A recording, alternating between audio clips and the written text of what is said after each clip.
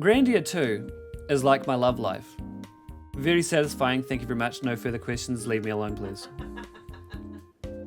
I have zero nostalgia for the Grandia series. So when I say that I love Grandia 2, I say it as someone who enjoyed it in 2024 without prescription rose-tinted glasses. The story has eerily similar plot hooks to Final Fantasy X, which would come out a year later in 2001. You take control of the world's biggest fuckboy as he escorts the most pure-hearted bigot on a questionable pilgrimage. On their journey together, romantic tension forms, and once they've spent enough time together, they explore meat holes together.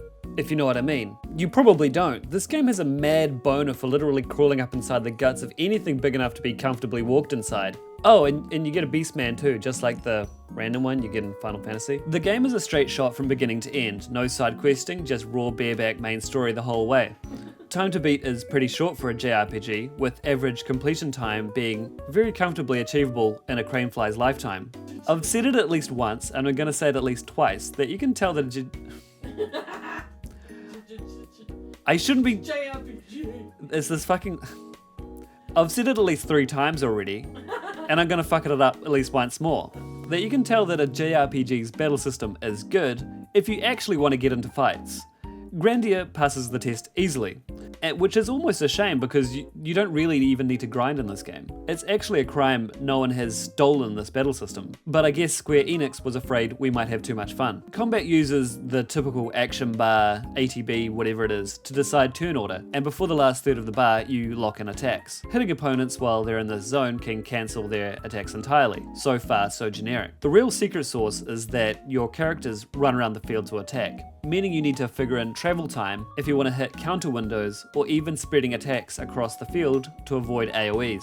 You can even intuit who monsters are going to attack next by where they're moving and intercept them if you're quick enough. By making distance and physical move speed a component in battles, the decision tree Grandia has planted in my head gets fully fertilized. At the conclusion of each battle, on top of XP, you also get Bukkaki'd with ability points to spend leveling up your mix and matchable spells and passives. As my mum always said, there's nothing like a refreshing Bukkake at the end of a long hard struggle.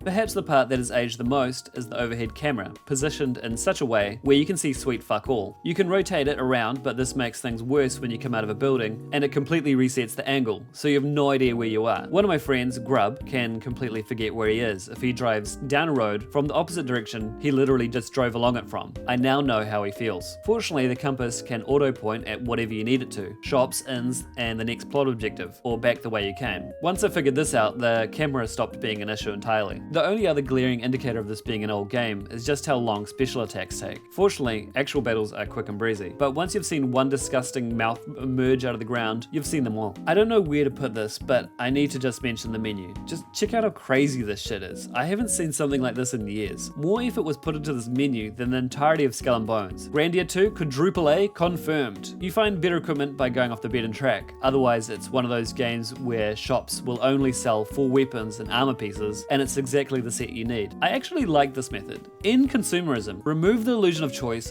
burn Wall Street, eat the rich, they're low in starch. Sorry, they're actually really high in starch. These are their blue collars. Wait, aren't we blue collars? Fuck!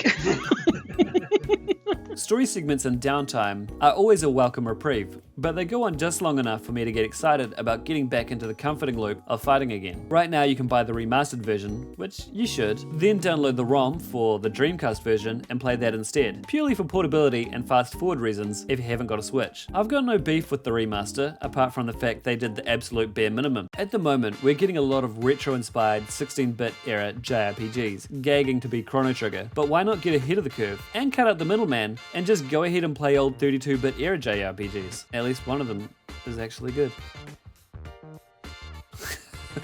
I should have... No, that's perfect. Don't retake anything.